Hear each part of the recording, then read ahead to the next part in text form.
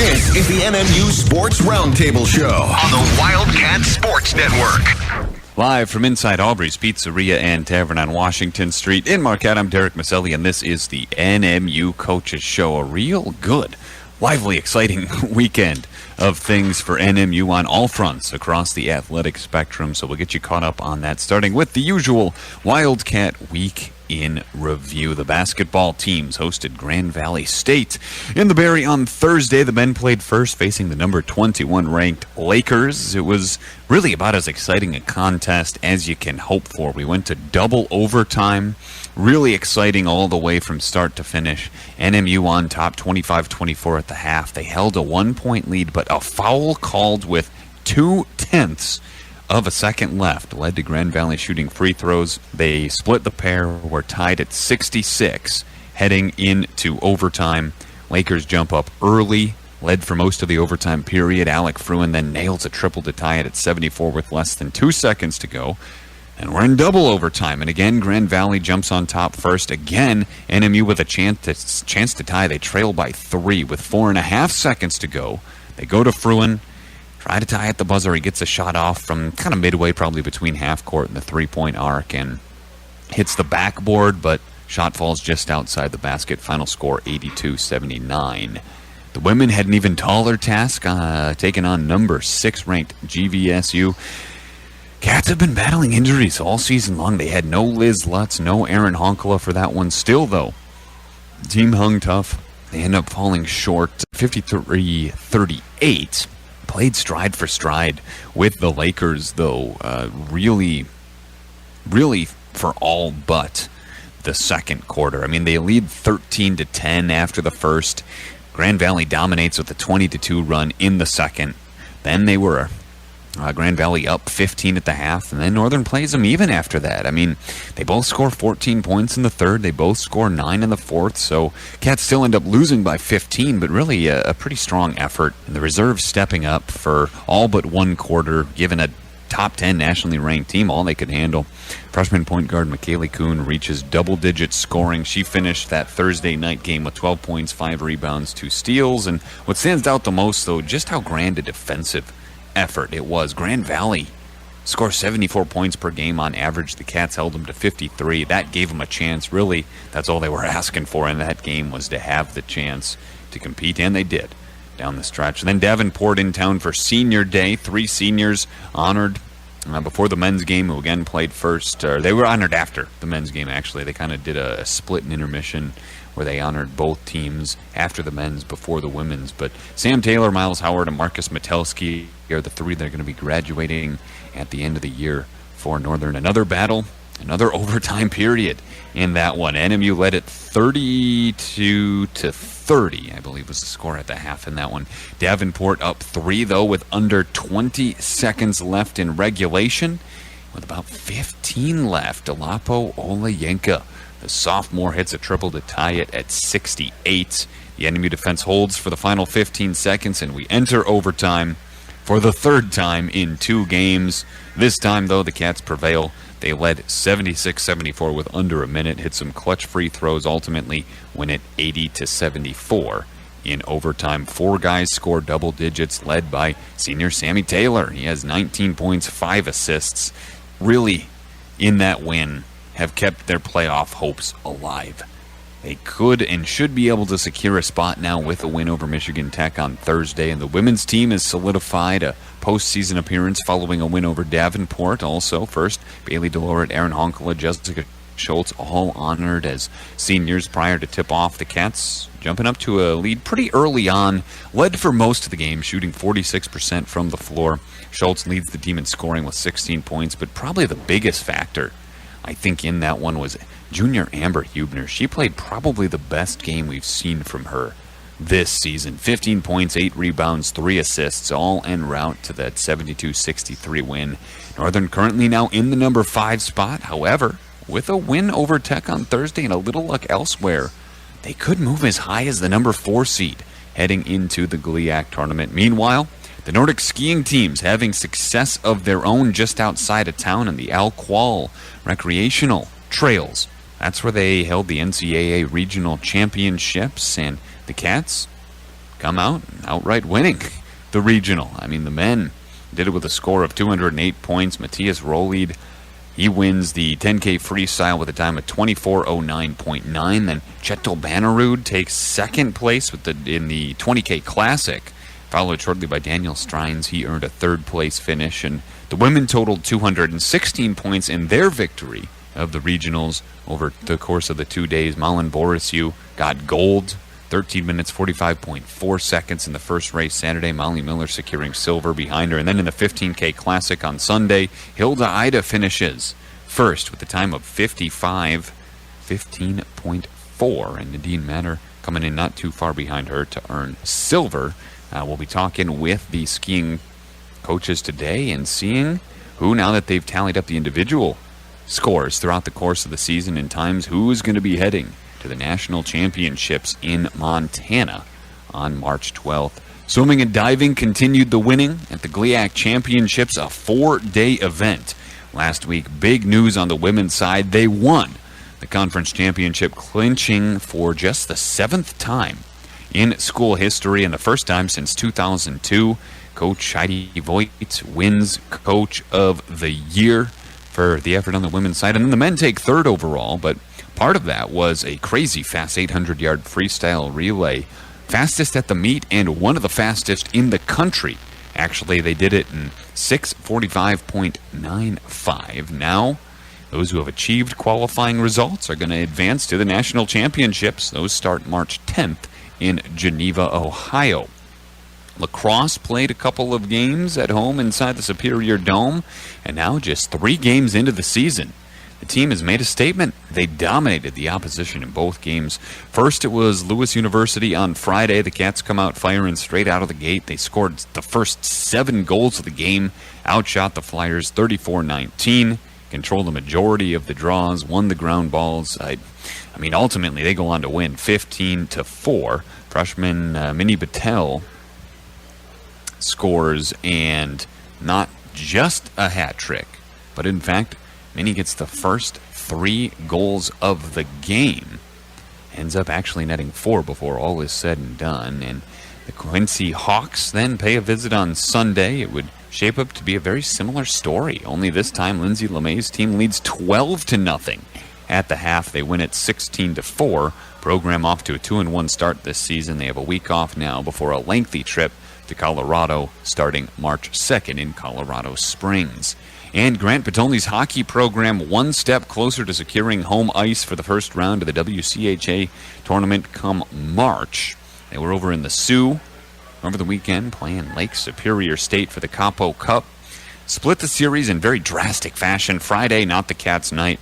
LSSU leads 5-0 after 2 periods. Luke Volton able to net 1 in for the Northern goal in the third, but Lakers would win it 6-1, and it was almost completely the opposite on Saturday. Mitch Slattery, Luke Volton both score in the first period for NMU. They're up 2-0 after 1. Then the Cats net 2 more in the second by way of 2 power play goals following a Lake State major penalty. First Joe Nardi, then Griffin Loughran. About a minute and a half later, and it's 4-0 as we enter the third. Then the Lakers score 1. Nardi hits an empty netter late to give the Cats the 5-1 win shortly after that. And now we've entered the final week of the regular season. Rival Michigan Tech on the horizon. NMU can clinch home with a series split, or obviously a sweep. So really exciting stuff happening, and really exciting weekend coming up. We'll cover it all, starting with women's basketball next on the NMU Coaches Show. You're listening to NMU Sports on the Wildcat Sports Network. Back inside Aubrey's Pizzeria and Tavern here on Washington Street in Marquette, Derek Miceli, joined by Chloe Tompkins of the women's basketball program.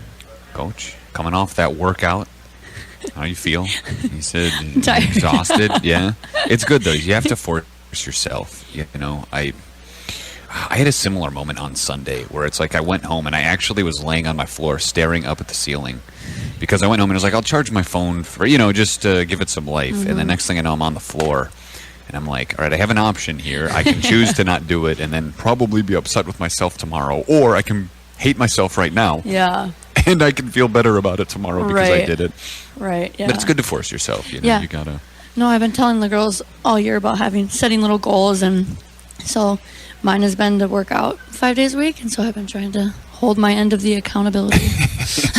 Sure. Let's talk. The reason we're here, we're going to talk some basketball here. It's 13-14 on the year now, 10-9 in conference. Coming off a ultra competitive weekend of basketball. I mean, you're facing number 6 Grand Valley on Thursday without Aaron, without Liz, and still you play on even footing with them for 3 quarters. Let's start with that. I mean, really, you take away the second quarter in which they kind of go that 20-2 run really hurts you. But, I mean, you are stride for stride, actually better than them in the first quarter. Yeah, that was the type of game that if you were there, it felt completely different than if you were looking at the score. The girls played extremely hard and with a ton of energy.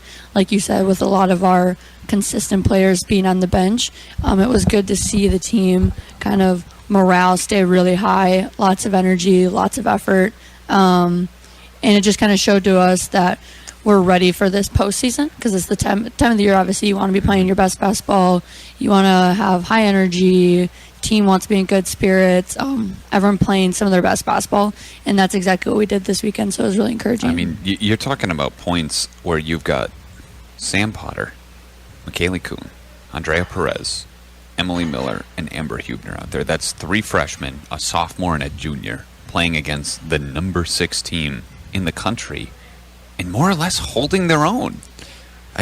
Yeah, no, they really did. They defended their butt off. They really did. We were watching film and we said the exact same thing. We had a couple really good stretches of defense, and coach stopped the film and he was like, "We've got all freshmen, a sophomore and a junior out there." He's like, that's really encouraging to see that they're playing defense to the level they're playing defense this early in their career. So that was really nice to see from the coaching end. So also really nice to see. I mean, Miceli Kuhn, call her Joe. So Joe, yeah. Elena Aleix, also becoming reliable scorers, and Amber Huebner stepped up big this week. Also, she came on really strong at the end of last season. Also. Yeah. Really seems to be peaking right now, too. Let's talk, I mean, in that 72-63 win over Davenport, that ultimately secures you the spot mathematically in the tournament. I mean, probably Amber's best game of the season. 15 points, 8 rebounds, 3 assists. Good to see her, again, coming on strong. You want to be playing your best basketball at the end of the season, right? Yeah, absolutely. I think that was probably one of my favorite things about this past weekend was seeing so many other players on the floor looking to score far more than they have in the past. And I think that Lake State game might have been a blessing in disguise, and just the aspect of they learned that if you don't show up for a full game, and if Jess gets taken out of the game, that they have to be able to step up and score, and that comes from a mental side of the game that I think they learned a big lesson that weekend, that you have to be a scorer, and to be a scorer, you have to have a scorer mentality, and every time you catch the ball, you have to see if you can create something, and understanding that that's helping your team. Right. So after the Lake State game, I said last week that we had a really good team meeting, facilitated by myself, and we're kind of talking about the mental side of the game and just giving them a little confidence booster, and it's shown ever since. So that's been really rewarding to see, and you can see it in all the team morale too, that they're having fun out there. They're playing with more confidence than they did prior to the Lake State game, top to bottom, in terms of our players. So that was really good to see. And so much of it too is you have to attribute it, like you have to remember, the Great Lakes Intercollegiate Athletic Conference is not a conference of cream puffs. We've got 2 of the best teams in the country on paper, number 6, number 2, and then you've got a lot that are also very, very, very, very good. And more realistically, even you take a Purdue Northwest or a Davenport with the young talent in the backcourt that a lot of these teams have, even a Lake State, they're coming along, making strides, and you put them in a different conference. And you're looking at a team that might be, even though they've got maybe 2 wins in the GLIAC, if they're in a different conference, they're 5, 6, 7 wins, and they're closer to a 500 team. It's just the strength of this conference does not allow you to necessarily take a day off against an opponent. You just can't afford to do that, or you end up in a situation like you did with Lake State. Yeah, absolutely. No, I think obviously playing against really good teams, that's the only way to get better and to be a good team. But no, we haven't. I think we've always said the best Division II conference in the country. There's a lot of really tough teams, and that's why it's really hard to make it into the postseason, because only so many teams can come out of our conference, just the way the NCAA tournament works and such. So it really pushes us to focus on little details, and that's been something we've harped on all year as coaching staff, is limiting our mistakes, especially because we're not a team that's going to score 70, 80, 90 points a night like some teams out there, just because of the style we play. So to play that style and be successful, we need to have close to absolutely zero mistakes on the defensive end. And I think if a lot of other teams sat in on our film sessions, they'd be blown away on how critical we are of every single little detail. Coach Madsen breaks down everything. If there's mistakes, it's clipped, and we're talking about it. And I think that's why we've been successful as a program in such a difficult conference that we play in. And it shows, because defense is oftentimes what you can call almost the great equalizer in things. For instance, if we look back to that Grand Valley game where you held the number 6 team in the country, averaging 74 points per game, to 53, you give yourself a chance, even down 2 of the regulars, even down, in a situation where most would look at it and say, all right, you're starting some of the reserves here. There's no way you keep this close. You have no chance on paper. But with the kind of defense that you play, when you hold a team that's used to scoring 74 on average, I mean, if they do that, you're right. You can't keep. You just don't have the star power or the firepower to keep up. But when you keep them in check like that, you gave yourself a chance to compete down the stretch. Yeah, absolutely. I mean, we always set a goal that we want to keep our opponents 15 and under in a quarter. And obviously, if we would have limited that second quarter run that Grand Valley had on us, it would have been a far closer game. But like you said, holding them close to 20 points underneath their scoring average is kind of it's incredible to see that the girls are able to do that with such a young squad that we've got. But it really is what keeps us in a lot of really tough games. So, Saturday was also senior day. Jessica Schultz, obviously one who has kept this team afloat for the second half of the season. I mean, she has been the lifeline for much of the second half of the season here through all the injury woes. Erin Honkala, the definition of hustle and tenacity out there on the court, has been for the last couple of seasons now, and especially at the start of the year, she was the one that was keeping the team in games. When you look through the first non-conference slate of things, and Bailey DeLoret, more of a role player throughout much of her career, but everyone has their role to play in things. And I think back toward the end of last season, needing the win over Ferris in Big Rapids as you're vying for postseason positioning heading into the GLIAC tournament. And again, similar situation, a lot of injury complications, down a few on the roster, and then Bailey hits 5 triples, drops 15 points, and you ultimately win that game on their own, pivotal and determining position in that GLIAC tournament. And of course, we go on from there into the national scene. And it can't say enough about these 3 seniors. Yeah, absolutely. They've done an incredible job. They're incredible people in the community and throughout the university. Coach and I walk around and we just hear constantly people reaching out to us about how amazing they are just as people and not just as athletes. But as athletes, they've really, all 3 of them have embraced their roles, especially coming down to the last 2 years. Bailey being a really sharp shooter, obviously. Jess this year taking on a role of really handling a lot of our scoring.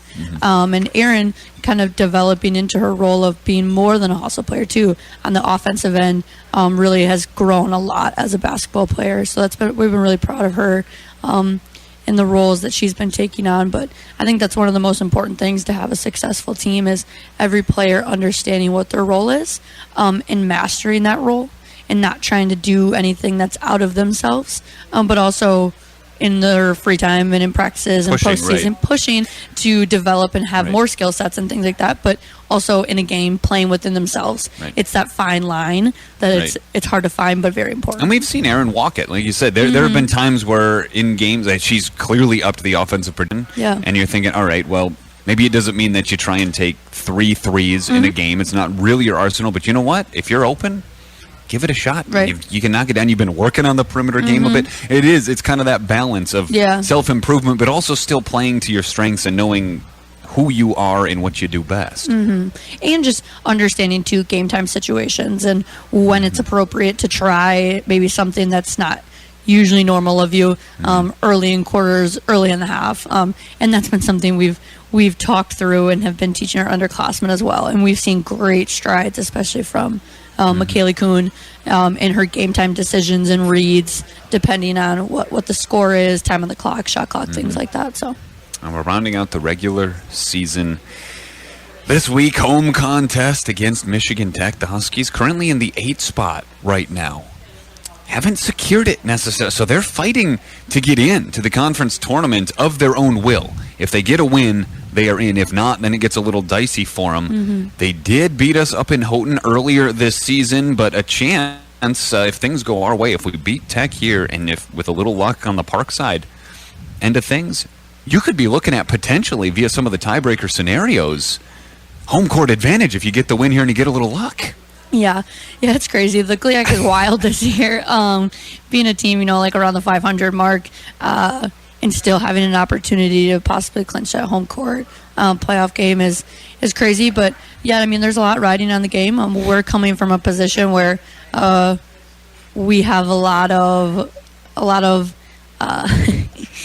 I mean, that was a tough loss. Obviously, back there was. We're ready to kind of get revenge on that game, and they're playing for a lot in the playoffs. And so, I mean, every single Tech Northern game holds a lot of weight. And I think after the first game, a lot of our underclassmen have now understood the rivalry that is there.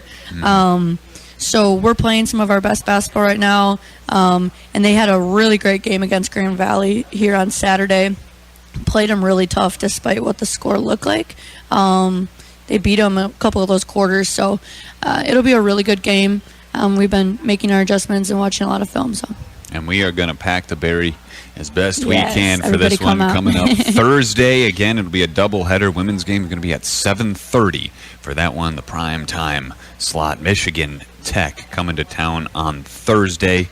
Coach, thanks for talking with us. Thanks for having me. Again, everyone, Chloe Tompkins of the women's basketball program. We'll be talking swimming and diving when we come back. Heidi Voigt and her crew did a lot down at the GLIAC Championships over the weekend, or over the week, really. It was a 4-day event, so we'll be getting all caught up on everything that happened down there when we come back. You're listening to the NMU Coaches Show on the Wildcat Sports Network. This is your home for NMU sports. This is the Wildcat Sports Network. Back inside Aubrey's Pizzeria and Tavern on Washington Street in Marquette. Derek Miceli joined now by the Swim and Dive program. We've got the GLIAC Coach of the Year on the women's side here in-house, Heidi Voigt, and she's also brought a couple athletes, Gabby Spajic and also Felipe Lemos here in-house. Guys, thanks for coming on. Thank you. Yeah, thank you.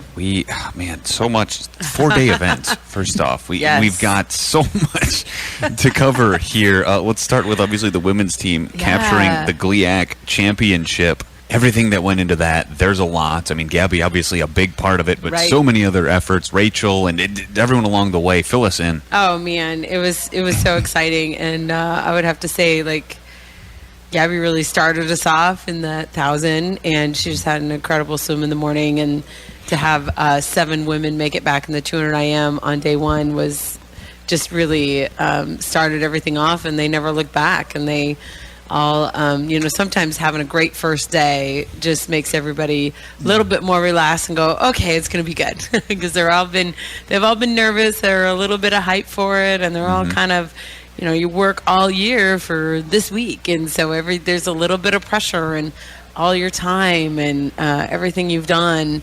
So it can be sometimes mentally stressful to perform, but once you have a few people do well, then everybody kind of says, oh, we're all going to be okay, and then they just they really just took off. And the diving programs are ones that we've seen really come along over the last couple of seasons now, and diving does pretty well too. I mean, Mary Grossman takes second in the 3-meter, Amanda 4th in the 1-meter dive. Really good, and they've been one that they've consistently performing pretty well this season. Yeah, we've been that has been really great. So going into dual meets too, knowing that they're going to do really well. It's kind of those guaranteed points. So having going in with 6 divers too. That's like kind of we had the most besides Grand Valley, so that's where you want to be. And I mean, obviously, you get the accolades, the honors at the end, but also award of best pants for sure. As a part of I didn't even know that was posted until later. Somebody showed me that. That was pretty funny. Phenomenal pants for the coaching staff. And where do you pick something like that? I got those for our staff for Christmas online. You can find anything online. That is true, and I mean, really showing them off. So to win, but to win in style is right. It's all about what thing. the outfits for the night. That's true. You know, in the men's side, so they take third place, but a part of that, the 800-yard freestyle, one of the fastest in the country. Yes, they are currently ranked 6th in the country, so we're pretty excited about that. Which in that relay, it's a time final relay, which means they don't have to do prelims in that event. They get to go and just go in for finals because the top 8 swim at night. So that's exciting knowing that we already have a final in that day. So that'll be great. And I mean, we've had various different NCAA qualifying marks over the course of the season. Can you give us kind of a general outline? Who is it that we can expect that's going to be heading to nationals here? Well, Gabby for sure. She's probably going to be doing 4 events, which is going to be exciting. And we have 2 women's relays. And I think we're actually going to have more men invited individually. We have 4 men that we think are probably going to get in. Okay. Of course, the entries are due tonight at midnight. And then they'll start the selections tomorrow afternoon. And hopefully we'll know by Wednesday. So we just kind of wait and see what happens. Yeah. But the men have 3 relays qualified. And both sides have 2 women and 2 men divers. So we'll see what happens. Now, I want to shift focus here to our athletes in-house. Gabby, if I remember from last time you were on, you're from Australia, right? Yep, correct. Yep.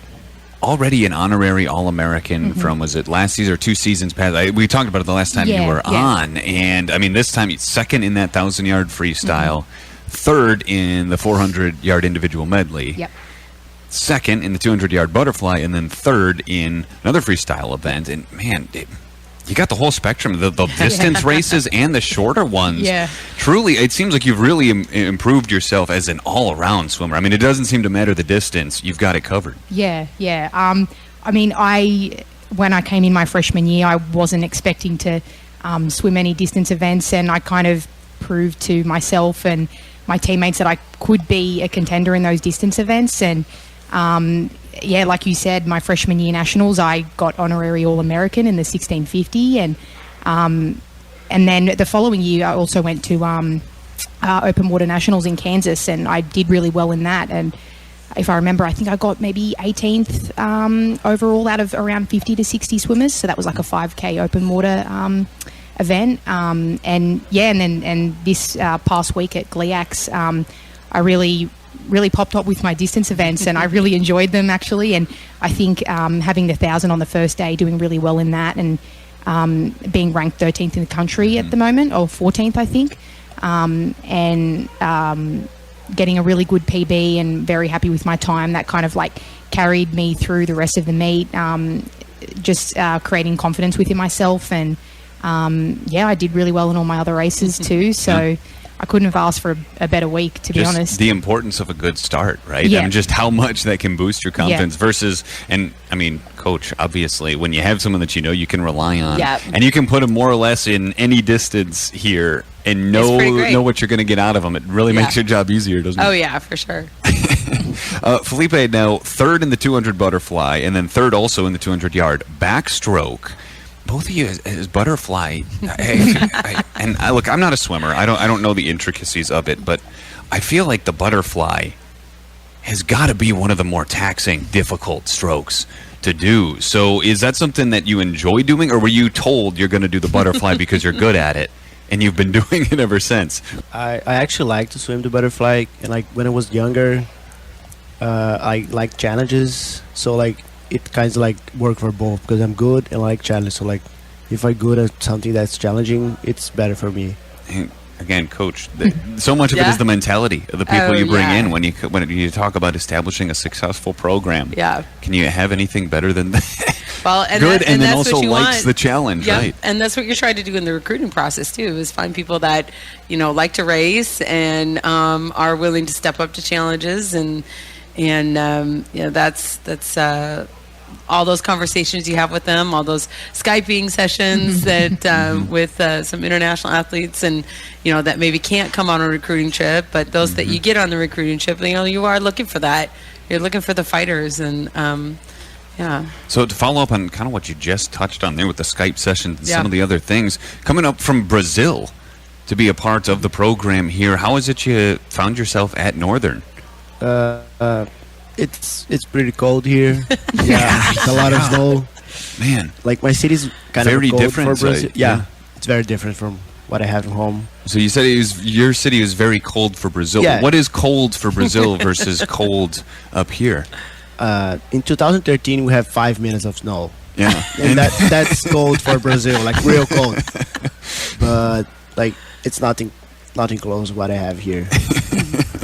So you think you've adjusted though pretty well? Like you getting used to it? Yeah, I'm getting used. Like I'm still struggling, but that's a good start. Fortunately, most of it is inside. In the pool, we keep pretty warm. There you go. And, Yeah. and he came as semester, so he didn't get to ease into it. And Yeah. no fall easing into it. It was from summer in Brazil to winter in Marquette. Yeah. Now, Gabby, you mentioned that you had some success with the open water events too. And one thing that I've always that I always found interesting is the open water versus being in the pool. Do you like the open water feel? And how different is it competing in open water than it is in the lanes of the pool? They're two completely different ball games, in my opinion. That was the first open water swim I'd ever done, like race-wise. Prior to the actual event, Heidi would take us to Teal Lake and we'd swim there to practice for it. We'd swim in Lake Superior too. They're honestly two completely different things. So when you're open water swimming, you need to constantly be lifting your head up out of the water to make sure you're not swimming diagonally and making more yards for yourself. I kind of enjoy the open water swimming because it's a little bit more relaxing to an extent.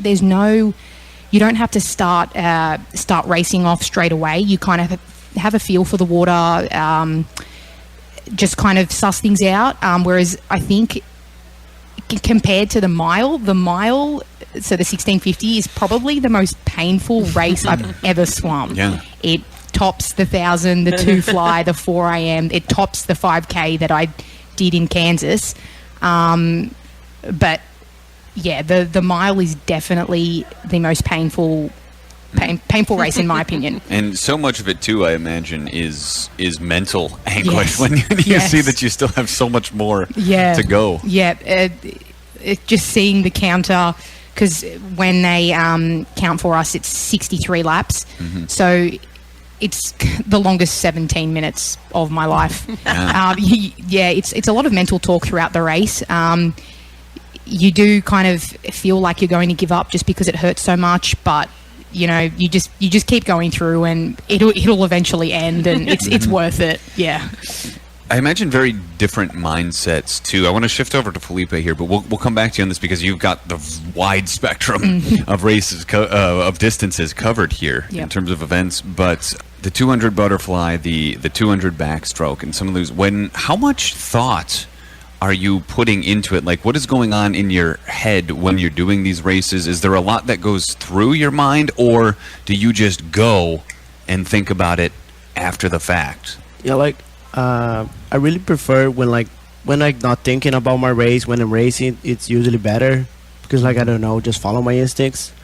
But like I usually count like how many dolphin kicks I'm doing underwater and counting my strokes because it really helps me a lot. Gives you something to focus on. Yeah. To keep you focused. And now when you get to the different distances, I mean, how much more of it is mental when you're looking, say, 1,000 yards or 1,650, and maybe you do have to keep control of your pace a little bit better than, say, if you're doing 50 yards or something and you're just going as fast as you can. How does that all play out? Well, so the 200 fly for me is my shortest event, so that's 8 laps. It is, because it's my shortest event, it goes in a flash for me. That's something as well you sort of need to pace out, because if you if you sprint the first 100, you'll die the second 100. So it is sort of a pacing event to an extent. Same with the 400 IM. The 400 IM is very tough because you have to do 4 laps of every stroke. And again, you need to make sure you're focusing on stroke and you're not killing yourself throughout the race and doing things that aren't efficient. And then the 1,000 and the miles, that's about pure pacing, pure mental toughness. That really is. Because when the pain kicks in, it's something, you've never felt before in a race. It's very different to sprinting and, but yeah, I think those distance events are all mental. Felipe, you said something that really stuck out to me when you mentioned that you like the butterfly and the more challenging strokes. I mean, what is your favorite event? Do you prefer the butterfly events or the backstroke? Obviously, you're very good at also. What's your preferred event? I think my favorite event is 200 IM because it's basically like everything. Yeah. So, but I don't know. I don't think I really have like a favorite event. I just like swimming. Just like to do it all, right? Yeah. And yeah, I imagine you're of a similar mindset. I mean, you've got a wide spectrum of different events that you cover. Yeah. Same kind of thing. As long as you're in the water and you're moving. Yeah. Getting from It A kind to of B. it shifts around. I think at the moment I'm really enjoying my freestyle events. So it's always changing. And there's certainly merit to that. Yeah. Following the results from the championships. How are people going to be able to follow along? I mean, obviously, like you said, we expect to send multiples to the championships it's going to be in Ohio. Yes, this year. At the Spire Sports Institute, which is outside of Cleveland. The NCAA usually has pretty good live stream and live results going, so we'll make sure those results get posted, hopefully, after each day as we go. You can follow the social media. You've got the swim and dive page on Instagram. Right. You've also got a diving specific one now on Instagram that people cover even more in-depth coverage into the diving programs. And another, I mean, these big events, 4 days of events we're talking. That's one thing our conference does is tries to mirror nationals. So then we're really preparing our athletes for, they know the program, they know how it is, so they'll be ready to step in. That'll be Tuesday, March 10th, the first day. Yeah, and the first events. day is the pre-qualification for divers. So all the divers have to come and do their diving, and then we'll hopefully get the top, have a guy and a couple girls and we a couple certainly got a guys chance, in. right? So yeah, they always have a chance. All right, to get everybody the swimming and diving program, head coach Heidi Voigt, also Gabby Spagic and Felipe Lemos with us on the show. Guys, thank you all for coming on. Thank you very much. Thanks very much. We'll be talking Nordic skiing when we come back. We've got assistant coach Andy Keller here in-house. You're listening to the NMU Coaches Show on the Wildcat Sports Network. The NMU Wildcats play here on the Wildcat Sports Network.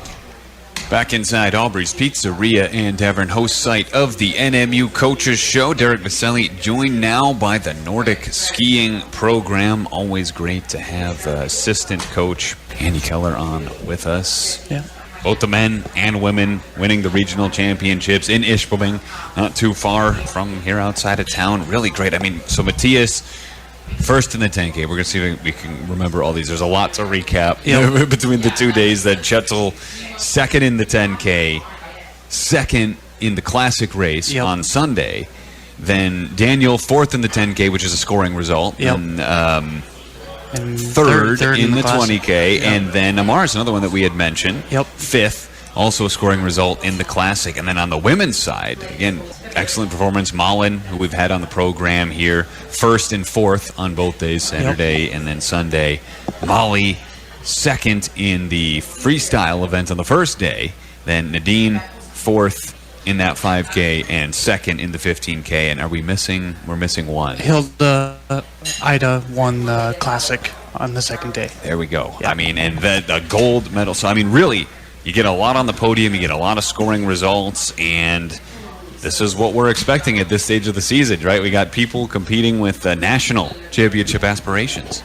Yeah, I think we went into it, with the idea, with the thought of NCAA spots on the line, but I think the bigger thing for us this weekend was to defend our home course and get the team titles, which were really important to us.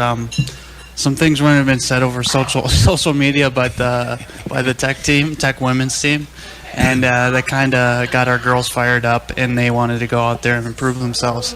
That they have been and are still the regional supreme. The top skiers in the region, and we had a lot of great results. It's hard to expect that every weekend. You do have weekends where you're off, but it seems like somebody on our team is stepping up to fill those roles, whether if somebody has a bad weekend. And we've had a consistent team results all season long, and to take that into the regional event was really awesome to see. Yeah. I mean, striving to be the gold standard of the region, in a region, and we touched on this kind of last week also, a region that is getting stronger. And it's cool because as the region itself gets stronger, this program, which has already seemingly been held to a very high standard and maintained that standard over time, is now also elevating itself to stay at the top of the region. Yeah, I mean, for sure. We don't want to be the top, taking up the top 5 spots every weekend. That's not good for us. We want to be challenged. That helps push us. I think at the beginning of the season at the U.S. National Championships that were in Houghton, the Tech women came away with that as the top collegiate team. And so it kind of, we came away with the top overall team. But I think on our women's side, they saw that and just said, hey, we might not have had our full program here. We're still the ones that can put in the top results, and we know we can.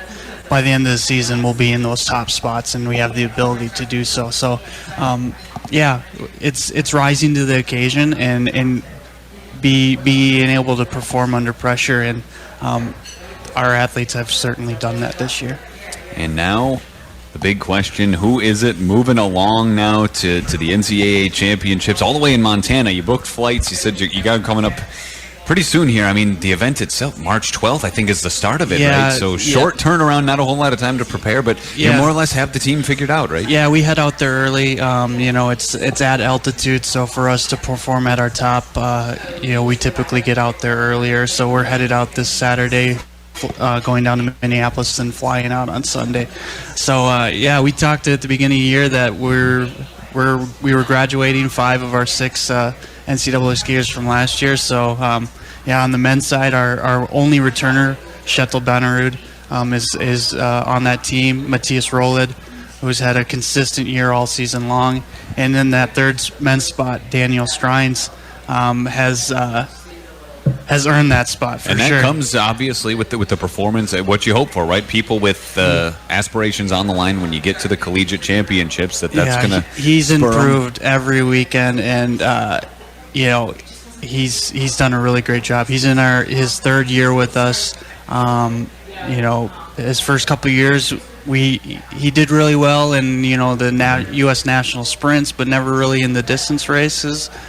So we kind of had a conversation with him, saying, hey, we need to see some stuff out of you. We know you have the ability to do so, and he's risen to the occasion and gained that 3rd NCAA spot. And we'll be taking out an alternate too. You never know when somebody might get sick. A couple years ago, we had Zach Kettersing get sick and had to put in our alternate for Lars Sandstrud, and he came in and performed well. So we'll be taking Mars Grand, freshman skier for us. So he's again had a good year himself, so he'll be out there as well. And on the women's side, of course, we've had a lot of real interesting parity and fun, exciting finishes to watch, because you look and you think, all right, well, we've got maybe the first 3, but who's coming in as the alternate? What are our 4 here that we're bringing along? Yeah, so I'll start with the alternate. I'll start with the alternate last year, Nadine Matter. She went out last year with us, sat on the sidelines, watched all the races, and I think that fired her up. So she came back this year, was our 3rd qualifier for the team. Had some really great results all throughout the season. Had a couple wins. Just really solid results. So it's really awesome to see her come and step up. Molly Miller, freshman, She did Saturday's race this weekend, was second place, and then at 6 p.m. she hopped on a flight to head over to World Juniors. So she'll be doing that here at the end of the month, and then heading to Montana to meet up with us and hopefully be racing and contribute. And then Malin Boryasho, our top skier pretty much the whole year. She's our number one qualifier as our first skier. And then as our alternate, Hilda Ida is in that fourth alternate spot. So she's got to be ready. A lot of international travel for Molly. So, if she comes back and picks something on the plane, Hilda's got to be ready to go. So, with her winning this past weekend, I think we have a solid 4. You got to feel confident, right? Yeah, that we can rely on. It's a strong team. So yeah, we're really excited for the group that we got going out there. This is again coming up March 12th, the start of the NCAA championships. Where can people follow along? I know last year I watched a video live stream. Yeah, I believe they'll be doing that again, ncaa.com. There should be a link on the front page there for the championship event. They should be having live streaming out there. The last time it was out there, it was available. Not sure exactly who's timing it, but we'll try to update on our social media accounts and, of course, our NMU Wildcats website. But yeah, it should be a fun time. Last time we were out there, we had an NCAA champion in Eric Soderman. So yeah, we have a lot of good experience out there. We know the place well, and as a coaching staff, I think we got a good plan going into it. That's worked well with as far as training goes going into that event. So yeah, it's an exciting time. It's just staying healthy and getting to that event ready to go. One of the things that we've talked about, that this is really the cherry on the top for when you talk about establishing a successful program and maintaining it over time. They talk about how winning begets more winning is kind of the cliche expression that you hear. I mean, the magnitude of a strong performance here at the national championships is the best kind of recruiting pitch you could make. Yeah, I mean, that's where a lot of these international students are looking. They look at the championship results, and if your name's on top, they take notice. And then, and the same thing goes with the domestic skiers, the people from the U.S. They look at those results and they see, what's put out there, and if we're up there and they see us skiing fast, that's how they think, okay, I can come to this program and I can do well. So I mean, we've had a lot of skiers go on to do great things. This past weekend was also the American Birkebeiner in Hayward, Wisconsin, the largest ski race in North America. Over 10,000 skiers, and we had three alumni guys in the top 10, and the top American skier in Ian Torchia, who was second place. So that's the kind of people we like to produce through the system, and we love it when they go on to do great things. And again, folks, the NCAA championships in Montana on March 2nd. You can follow along online and see the live stream, which we believe is going to be back March this 12th. year. Or March 12th, did I say? Yeah, March 2nd. Yeah, March that would be what, this weekend? No, March 12th. Yeah. So 2 weekends out would be that one, yes. Yep. And, man, all the way in Montana. I've never been. I always feel like it'd be a phenomenal place. It's a beautiful place to see. Yeah, for sure. Looking at the forecast, it looks a little warm, but hey, it's the same for everybody out there. So we'll have a good plan in place. We got a good staff, and we'll be ready to go. And I think our athletes are flexible ready. For sure, and they're ready, and we're holding them back at this point. Again, everyone, Assistant Coach Andy Keller of the Nordic Skiing Programs. Thanks for talking with us again. Yeah, thanks for having me. We'll be talking lacrosse with Lindsay LeMay when we come back. You're listening to the NMU Coaches Show on the Wildcat Sports Network. The NMU Wildcats play here. This is the Wildcat Sports Network. Welcome back, everybody, to the NMU Coaches Show. Derek talking now with lacrosse head coach Lindsay LeMay. Coach, you got your first win and 2 big wins over the weekend. I mean, 2 home games, and then first, let's talk about the huge win. You get a 15-4 victory over Lewis, one that you knew going into, if you were willing to play a physical kind of game, you had a pretty good chance of coming out on top. You had mentioned that you knew what they were bringing to the table. You knew that you could probably contend with it if you could play tough, but knowing what you have to do and then actually doing it, two very different things in of their own right. Let's talk a bit about your first win as head coach here at Northern. It's obviously pretty exciting to get your first win under your belt, but more than anything, I'm just really proud of my kids for sticking to the game plan, because ultimately we dominated because we came out and we played just as hard as we did against McKendree and didn't let up at any point through the game. And that it really was the turning point for us, is how hard we press and how hard we fight for everything. It really helped us come out on top. I mean, you outshoot them 34-19. You controlled majority of ground balls recovered, majority of the draws controlled.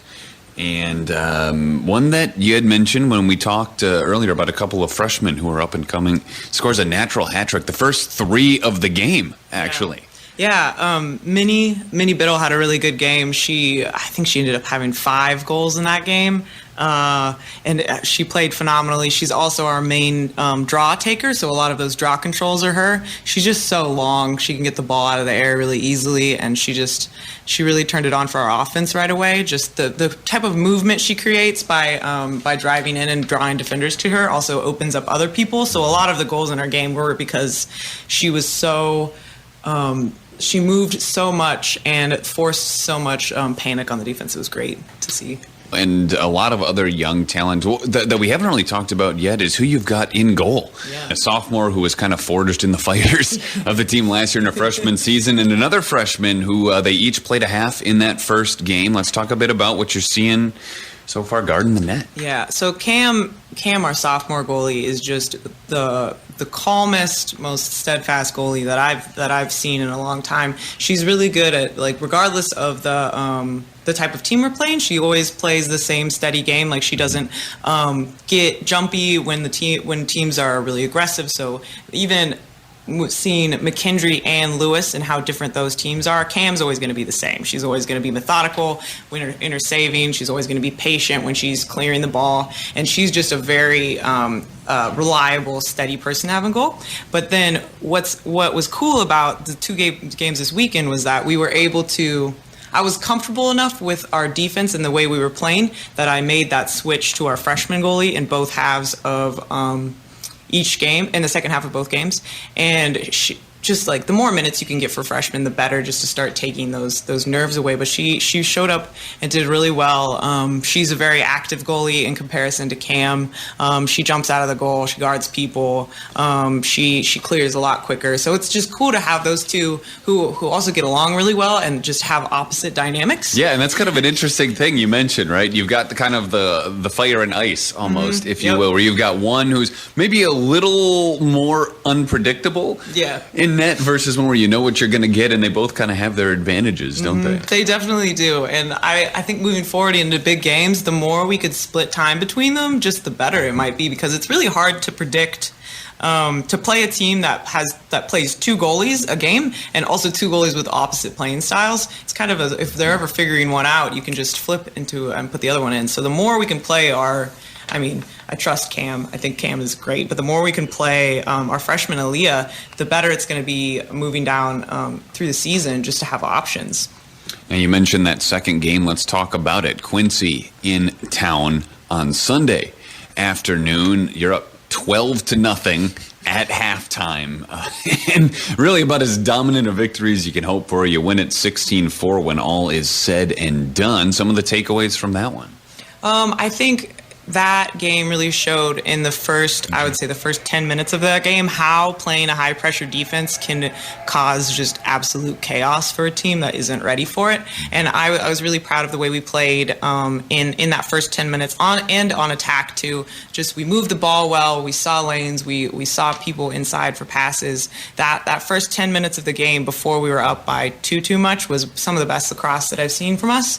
But then again, when you play teams that don't have any subs and we are just skill-wise a lot better than Quincy is. It allowed me to sub a lot, and a lot of our team got to play, but ultimately it's a different type of game than Lewis was. It wasn't competitive by the second half. And it is interesting you mentioned that, too, because you look kind of in the grand scheme of things, and this is awesome. I mean, probably the most dominant weekend we've seen here on campus in a while. But then you look at, say, other comparable programs that you're looking to get the jump on this year, and you see that Davenport beat them by a similar margin. And so you're running stride for stride kind of with the Panthers. And you're trying in the grand scheme of things say, okay, where are we relative to this? But that's often hard to do because sometimes, I mean, personnel-wise, schematic-wise, you just match up against certain teams better than you do others, right? Yeah. I do think Davenport is a team that I'm really trying to hang with as far as how they do versus how we do. We play a lot of the same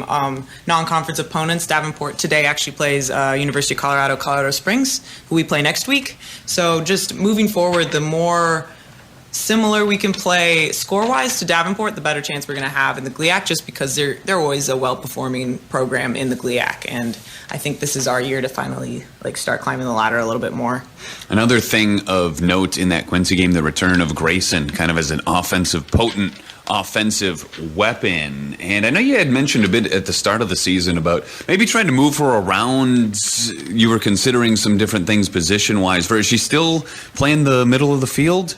No, she plays low attack now. Okay. And because I moved her out of that position, out of the midfield position, it frees up her to press higher. So she plays the top of our press. So she's our first line of defense after a goalie save or a defensive stop by the other team. And just the energy level and the aggression that Grayson has is a really good asset to have up there. And just it allows her to go as hard as she can during that ride segment, and if she gets the ball back, that's a turnover and a score. But also be able to have recovery time as the rest of my younger kids that I have playing midfield are playing defense. And you mentioned moving her around and then splitting time, obviously wanting to do that as much as you can here in goal. Is that something that you do pretty often, you think, kind of in the early non-conference slate here at home to play around with the positions and who's doing what and where, or do you more or less have the idea of what you're going to do before the first game of the season? I think in these preseason games, it is important for positions like goalie to try and get as much time for my younger goalie as possible. But realistically, the way that I play offense and defense, I'm going to have to rotate people a lot anyways, because we run such a high-pressure attack and defense that already in every game I run midfield lines, so all 7 of my midfielders play throughout the game, just because if they don't sub them out, they get very tired. Mm-hmm. So it's... Yeah. Well, and hey, look, we can pat ourselves on the back. A weekend well done, very good. Feels great to be 2-1 on the season, but now for the next week or so, you're going to be refining some things, and then it's a lengthy trip out west to Colorado, starting at Colorado Springs on March 2nd. And something that you had mentioned about this Colorado trip last week.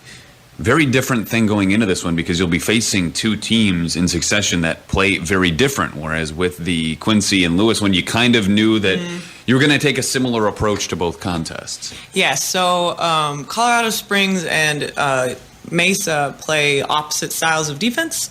So Mesa plays a high-pressure zone defense that we actually ran against Quincy, and then Colorado Springs plays a high-pressure man, which is what McKendree played against us.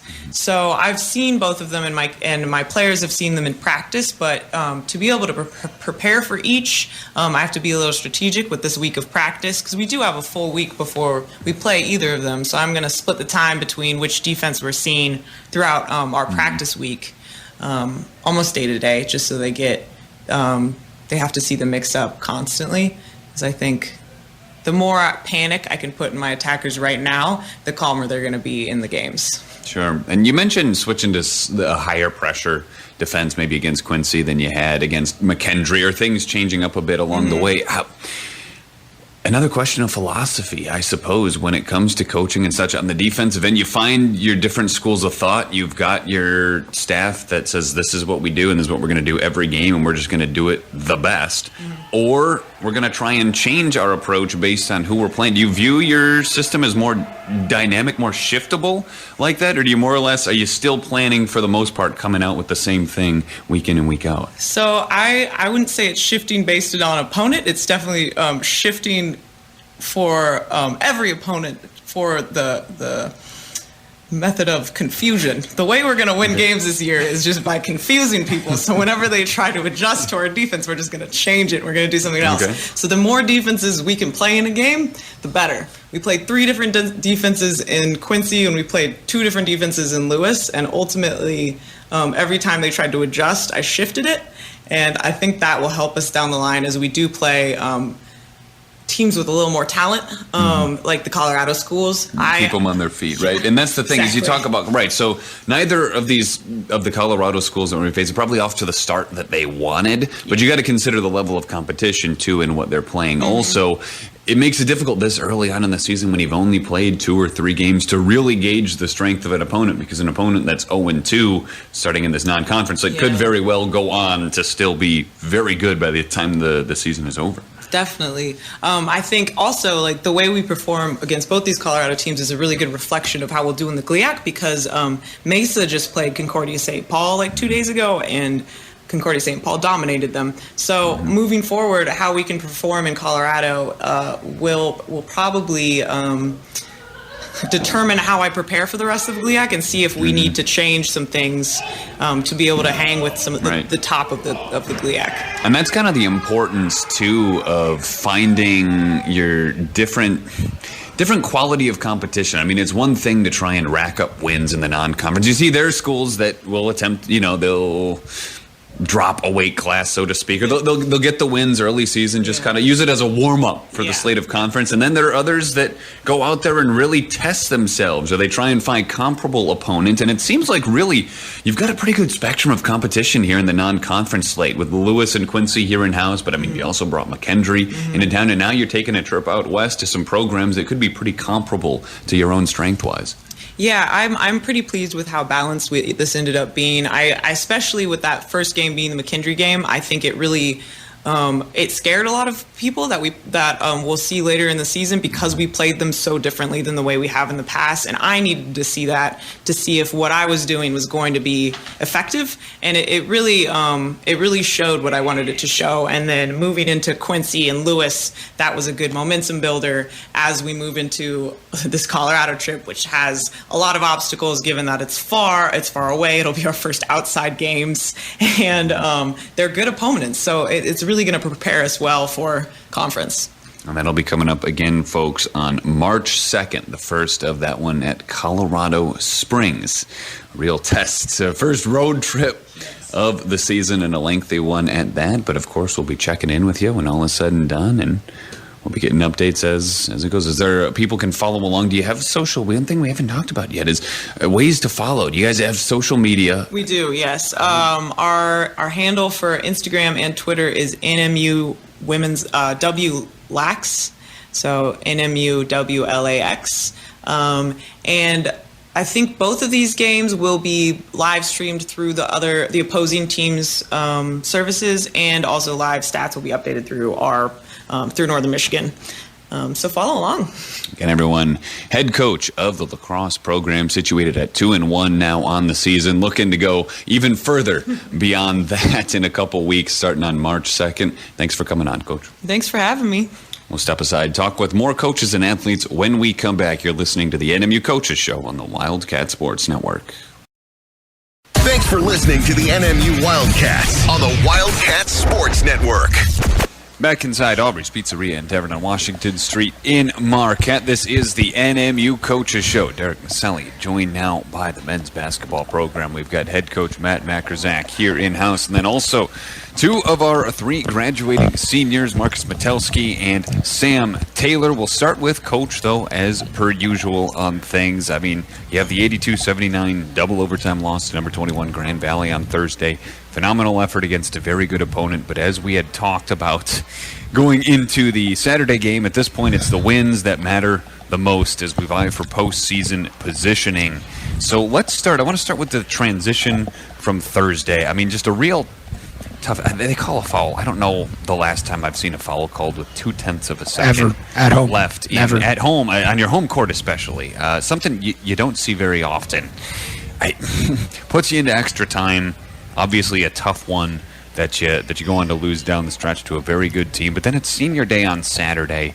Again, you end up in extra time. For the third time in 2 games, you're in overtime. But you come out on top, and really good to see. I mean, your 3 seniors who you honor after that game, who were being honored for senior day, all score double digits. Sam Taylor, of course, leading the way. He has 19 points, 5 assists, 3 steals. Yeah, I mean, it was. We talked about the keys of the game going into it, and we always have a couple. And in this game, we had 1 key: seniors. And the seniors stepped up, and they all did their job, and it was great that they all had really good games, and they kind of did what they do, and they all were kind of the best versions of themselves. And then obviously Delapo also chipped in there pretty good at the end, and so it was great to see. I think the best part about this group by far, and if you look at the whole season, this would be true. They can play the best teams really, really well. If you just looked at our games against the other best teams, we look like one of the best teams in the league, and you could argue we look like the best team in the league if you just look at those games. And then the other thing is just the resiliency. Every time that I've felt the worst, we come back and play the best, and it's been consistent all year. Post Ripon, post Purdue, post Lake State, every time it was getting bad, these guys flipped the switch, dug down, found something else, and we responded. So we're going to need more of that, but that it was really nice to see the bounce back win on Saturday. Yeah, I mean, obviously Delapo has a big week. We'll get to that in a second because, I mean, you can't discredit 23 points Thursday, 18 in Davenport, and the game-tying triple in that one on Saturday. But if we talk about the seniors here for a minute, 3 guys especially that have improved their game so much over the course of the season. And we've talked kind of about this before in having to kind of take on new roles and stuff. But, Marcus, your defensive effort in the second half of the season especially. Sniper. His new name's going to be the Stopper if he keeps doing this. I mean, the progression that you've shown on the defensive end. And that's the thing is coming into the season, people on the scouting report, hey, this is a knockdown shooter. We got to watch out for him. But very few probably accounted for your ability to stop him too, and just the steals that you've gotten this season. The defensive play has become so much stronger. Sam, we've talked about how you've kind of become the go-to guy for scoring in a lot of situations. Now 1,000-point scorer yourself, becoming the guy not only just to score, but also understand when to facilitate the ball. I mean, the assists and everything, a huge component now to be able to run the offense like you do, because we knew coming in, you were an outstanding defensive player. We knew you could score a bit, but just the way that you've grown this season to be able to now facilitate the offense as well as you do. And Miles, I mean, the school's all-time leading shot blocker, he's really upped his offensive game too, especially when Troy went down. I mean, the post positions lost a little bit of scoring power, and so Miles, a monster on the offensive glass and the ability to put back and get those rebounds. Let's start with you, Marcus. Let's just talk here. I want to hear from yourself, just kind of how, even maybe over the last half of the season now, you feel that your game has really kind of reached, I think, some of the best that you've played throughout your entire career. Yeah, I mean, usually, like, you hit a groove. I feel like before I missed the one game at Purdue, down in Purdue, I was, like, starting to incline and be at the peak of, like, where that groove would be, and then kind of fell in a slump for a little bit. And then, I mean, now at the tail end of the season is kind of when you want your best players, your people you go to be their best version of themselves, like Coach said. And I mean, we're all kind of finding our stride right now, so it's nice to see that it's all happening all at once for us. And Sam, for you, it's like you've been on, 3 times now, 3, 4, something like that, and every time it's like a new piece of your game we talk about. We've always, the first time, it's always the all-GLIAC defensive specialist. Then we were talking about how you're starting to score points, and you're averaging double-digit scoring, and now you've got the third piece. Like, you've really become an all-around guard now with the ability to facilitate the ball and make the right reads, and just your game management has improved so much over the course of this this final season for you. I got to give credit to Coach Matt. coming in the year, I thought I was just going to have to be a scorer, and that was kind of my mindset. And I feel like it kind of cost us a couple games because I took a couple shots, that I could have got a kick to the open guy. And Coach Matt, after every game, he shows on film, like, look, you got the kick right here. First, I thought he was just screaming at me for no reason, but now I'm starting to realize, I guess it's just growth. And it's a good point now that I'm getting it now towards the end of the season, we got them making the way towards the postseason. So it was just me growing and coming to myself and being a leader. And, Coach, we've talked about Miles's improvement on the offensive end as well, as he's kind of had to step up, and he's now got many double-doubles over the course of the season where he's getting double rebounds and points. But Dolapo, fantastic week for him last week to score 23 points in the Grand Valley game and then 18 in Davenport, including that game-tying triple with 14 seconds left in regulation. Having guys like him and knowing who you've got now coming into in the offseason really got to help you feel good about the future of this program. Yeah, I think the cool part about Dolapo is he works so hard at it. And, sometimes guys have success and it just kind of comes to them. His didn't just come to him. He worked at it. And I think to the point we all sat around and were like, man, he worked so hard on his shot. Is it going to help? And it's helped.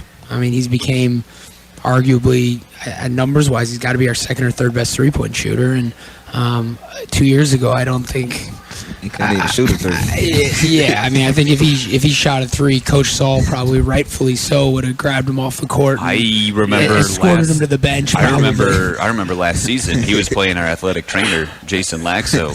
Well, okay, but Jason can shoot. He can.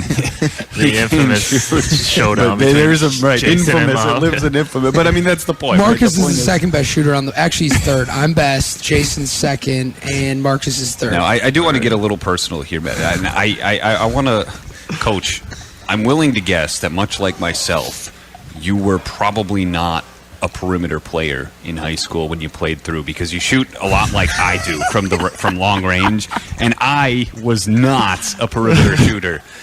I'm just... it's just an observation. We're at the practices. No, I'm just asking. I said the same. Look, Coach Saul, I said the same thing last year. I asked him the same thing. But he could play. No, in the post. I've seen some film. We've seen some film. He's like one of the all-time leading scorers, isn't he? Yeah, I mean, he is. You could have picked someone out of the crowd, be the all-time leading scorer there. Yikes! Sorry, Coach Saul. All right. Well, all right. We'll rein it in. Question retracted. Then we'll I finished third in my high school conference in threes made. Really? Yeah, but I wouldn't step inside the three-point arc because that was a lot of running. Okay. I was like a really fat, even less athletic version of Marcus. Strictly the role player kind of. I mean, hey, then let's. I never became a good defender. Unlike Marcus, I never was like, oh, you know what, I'm going to start defending people. I always didn't defend people. I want to circle back around here. We'll get back on track. That win on Saturday, huge. Keeps your postseason aspirations alive. And now you have a chance here to end the regular season. Home contest against rival Michigan Tech. Currently, they're the third best team in the conference. They've already clinched home court and in the first round of the GLIAC tournament also, I believe. But there's a regional rivalry. You beat them up at their place earlier this season. You got to figure they're still going to be coming in Thursday with full intent on winning this game. But if you can beat them a second time this season, you got a real chance of being in the postseason. Yeah, if we win, we're the 6th seed, and we go back to Tech. So that's the easy one. We win, we get the 6th seed, we go to Tech.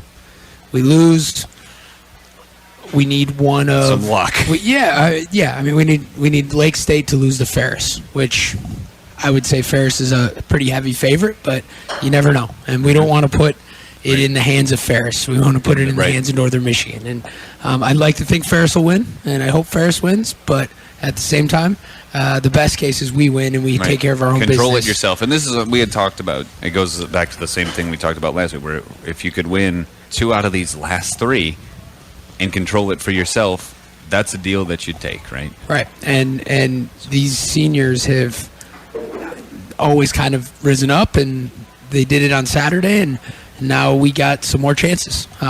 starting with Thursday, and if we handle Thursday, we get another chance. And it's kind of the one game at a time adage. Sometimes it's hard to do. In this case, it's really easy. It's really easy to focus on one game at a time. I don't think against Ferris, against Grand Valley, against Davenport, I don't think anyone was ever thinking ahead of anything else. It was just like, let's play this game and then see what happens. And we're there again, and this game's now Tech. And for all of the reasons, it's about as big a game as you could ever ask for.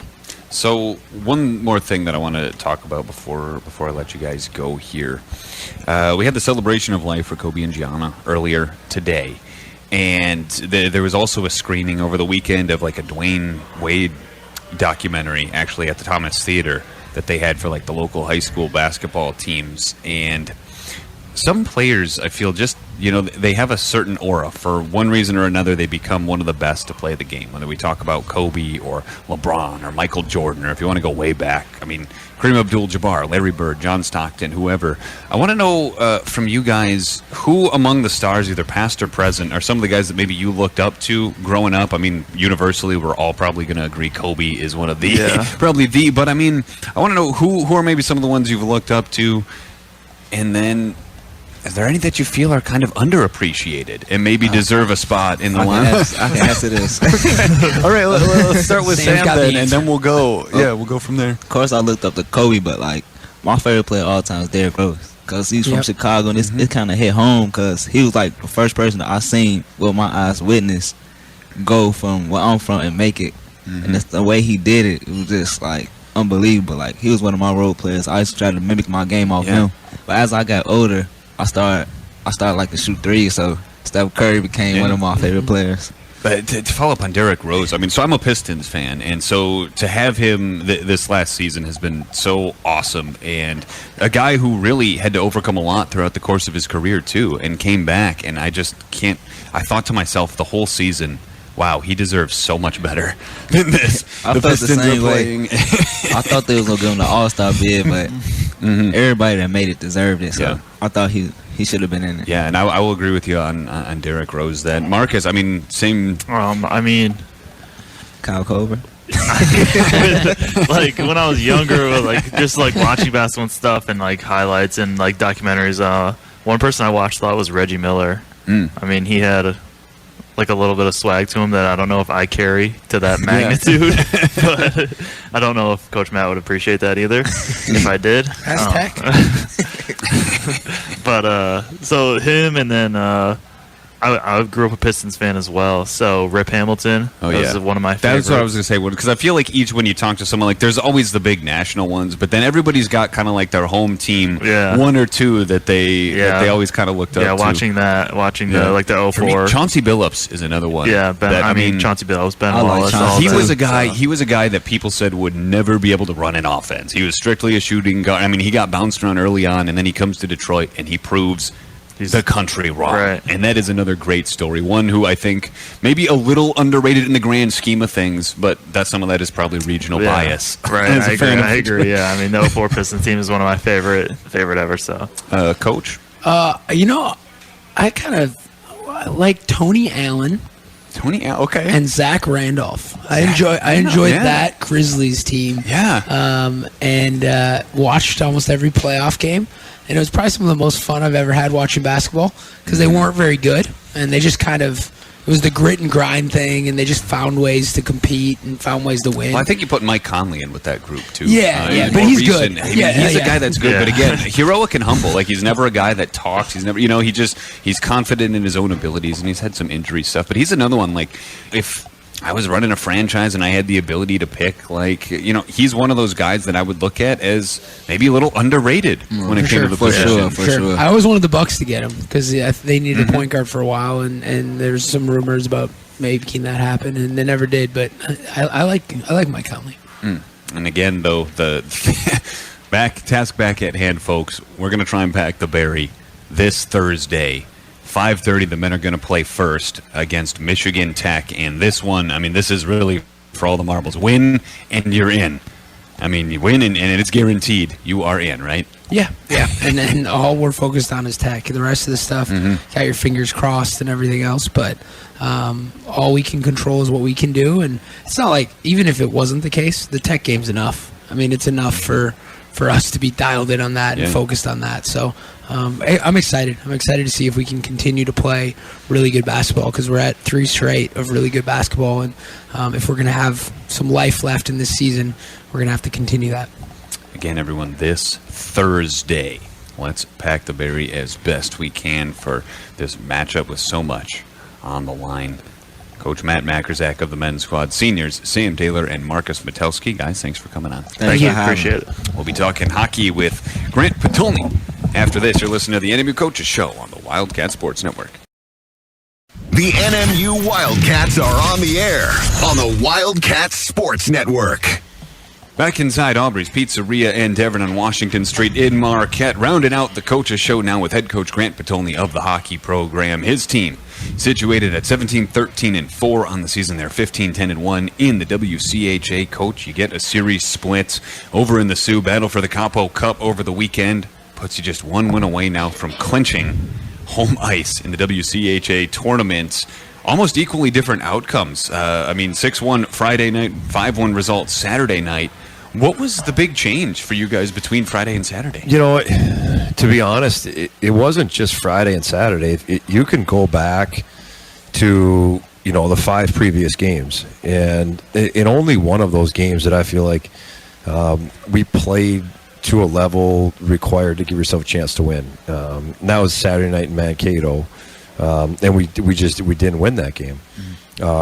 It's been a combination of a lot of different things. And actually after the game on Friday, in the locker room, I talked to the team about that these are the same players, the same group of guys, same coaches, same trainers, same equipment managers that won 6 of the first 7 games. That won and tied in BU, that beat Michigan State, that beat Mankato, that swept Bowling Green in Bowling Green, that went 9-2-1 or whatever it was over that stretch. Sometimes it's when you're in those funks that we were in, and we've had 2 of them this year. You almost have to believe in yourself again, that that it's just play your best. Whatever you have tonight, just play to the best that you can, and just give yourself a chance. And I think that was hey, they are the best 21 loss team I've ever seen. I don't know how they have 20. I don't. And Saturday we played very well. I don't think they played poorly. I think we played very well. And it was almost like it was we scored early, then we scored again. And even when it was 2-0, there was still that just dialed in focus that the second period started. And we had the puck in their end from the opening faceoff for about a minute and a half. And we had guys changing and coming in. So it was a full 60-minute effort, and I felt like I had my team back. And that was such a good feeling. We scored on the power play twice. We didn't give up a penalty kill goal. All the things that we had done, well through a large majority of the year. And the reality of it is too is I had to just share this with them. I tell you every year that you can't win the league, at the beginning of the year, but you sure can lose it. Now, the same thing is true for all the points that you do get. So all those wins we had in, October and November and January, and guys, they still count. Even though we've lost, 5 in a row, and it's been the toughest stretch of the year. We haven't got a point in 5 games, but we had played so well this year. Mm-hmm. We're still in 3rd place. And that's where we have to get back to. And it was really enjoyable to see the looks on the guys' faces after the game, and and just how good they felt about how they played. Not just winning the game, but it was how you won the game. Mm-hmm. And of course, every team deals with injury attrition over the course of a season. And you never like to make excuses. It's always next man up. That's the ideology. But, man, I mean, the injury bug has really bitten us more than a few times this season also. And in reality, I mean, right, there are times where you hardly have an extra skater available. I didn't have one. You did, exactly. You didn't even have one. It makes kind of being third in the conference all that much more impressive, really. Yep. Yeah. I mean, we're down 7 players that they can't even. They're done. You know, like there's hope that we can get 2 of them back, and we have, you know, a couple other guys that you know don't practice. You know, so that's just where it's at, and you know, like but the reality of that, all that being true, you know, I still take the 18 skaters we had that are healthy and the 2 goalies that we had that were healthy. I will still take them against any number of players that anybody else has, because they only get to play 18 or 19 and they get an extra one. But we still have enough, and you know, we proved that on you know, on Saturday. And you know, it's hard to put extra pressure or whatever you want to say on guys, but you need your best players to be your best players. Mm-hmm. And you know, over that stretch, you know, the guys that have carried the mail for the majority of the year, you know, they were off, and you know, that affects your power play, and that affects your penalty kill, and that you know, affects your ability to score and all those things. And for Nardi to get 2 and Lochran to get 1, and DeMay had a bunch of really good looks, and Reedman got on the score sheet, and Phil Ballou got on the score sheet, and you know, those are the guys you need. You know, it was Craighead's best game he's ever played in a Wildcat uniform ever, and he's had hat tricks. He had a hat trick this year. That game on Saturday was the best game he's ever played, and he only got rewarded with 1 assist. But you know, those things end up paying it back. Like, he paid it forward on Saturday, and he only got an assist out of it. But somewhere down the line this year, he's going to have a huge game. Just how it works. And 1 win away now from home ice in a rivalry series to end the regular season. We're at home Friday nights, Houghton on Saturday. Friday nights have not been kind to us this season, but you got to figure the atmosphere going to be electric, and a great opportunity to get that win and secure that spot. Yeah, and I mentioned to the team today at the end of our video session, I mentioned there's lots on the line. You know, it's a rivalry. There's home ice, and all those things are on the line. But the most important thing is the seniors. And every one of the guys in this room, including me, need to do our very best for them all week, and our very best on Friday, and send them out with a last regular season home win against our biggest rival. And that is the challenge for our team right now. All that other stuff will take care of itself. You can put that to the side, but this is about doing our very best for those 3 guys. Mm-hmm. And it's interesting when you look at this group of seniors, and we'll talk about this, of course, after the fact, too. I mean, guys that now you've gotten, you're in your 3rd season now at the helm, guys that you've gotten pretty used to working with and coaching up through the years now. Yeah, and it's I mean, the things that you remember with guys are never the games. You know, it's the conversation, it's the good times, it's the times that, you know, they're struggling, and your job is to help them. You know, it's the bus trips and the plane trips and the overnight stay in the Chicago airport, and you know, those are the things you remember with these guys. And you know, to be honest, I'm very, very proud of all of them. You know, everybody knows how great of a career Phil's had. You know, Darian is having a fantastic second half to his senior year, and Luke Volden is having his career best year. You know, and it's those guys are going to be important for us down the stretch for a lot of reasons, because, you know, if you look at teams in it's not just unique to us, it's every team in college hockey. At the end of the year, you've been practicing. We have the longest season by far. And there's not even a sport that comes close to how long our season is. And you know, we've been going at it since August 26th, and you know, at some point, you've practiced so much that your practice starts to just lose a little bit of its luster. And again, that's not unique for us, but what you need at that point is leadership, and you need your leadership through that. It's my job to make sure that I manage their energy and I manage what they got going on, but it's the leadership's job to manage the mental approach that, if we take a day off during the week, because we haven't had an off week the whole second half of the year, not one. So we have to have some days off, and tomorrow is going to be one of them. It's their job to manage the mental approach that our team's going to have, and won't be any more important than it is this week. Now, one more thing that I do want to, again, zoom out here. One of the things that we've talked about in the past is just kind of the growth of hockey as a whole. And I mean, this past weekend, obviously, February 22nd, many remember fondly the Miracle on Ice that took place. And crazy to think, first off, that it's been 40 years since then, like long before I was even born. But another maybe lesser known thing, what they called the Redemption on Ice in 2018, when the women's team, the U.S. Olympic women's team, had won gold in South Korea for the first time since like 1998 or whatever it was. And we've talked about the growth of hockey, but one thing that I've always found interesting, having played hockey a bit in the high school ages and growing up through a rec league and stuff, obviously I never played collegiately, but when you look at hockey as a youth sport, you do find that I think it's unique in that you find a lot of co-ed hockey, and you find a lot of girls actually playing hockey out on the rink, same as you do with the boys up through the youth, even into high school, and of course in your rec leagues as well.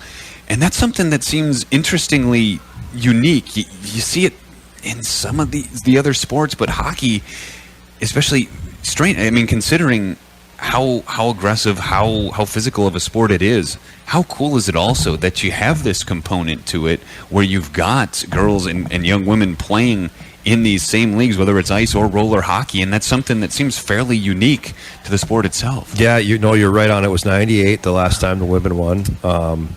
And hey, even on my son's Bantam team last year, they won the state championship. One of their goaltenders was a girl. Yeah. And she's a great player. Yeah, it's pretty unique and pretty cool, isn't it? Really cool. I think because hockey is such a skill-based game that when there's physicality involved, it does start to break a little bit away. But playing at Minnesota and being around, their women's hockey program is, if not the premier program, it's one of the two with Wisconsin being there. We had a charity game. This must have been 3 or 4 years ago. For sure it was four years ago. I was still working there, and went on the rink, and one of the guys I played with, his wife now is one of, I think, is probably the best female player ever to play the game. And she was on my line in this game, and her ability to see the rink and make a play was incredible. And like you can appreciate it from the stands, but when you're in the game with her and you don't think there's any chance that puck's coming to you, and it lands on your stick and it's flat, and it's like that really gave me a great appreciation for how good she really was.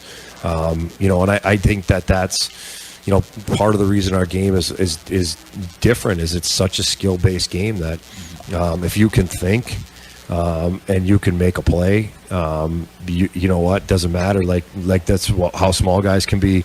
Johnny Gaudreau can be one of the best players in the NHL. Physically, he looks like he's 12 years old. He weighs 165 pounds. But it's such a thinking person's game that when you have a brain like that, you can really be successful.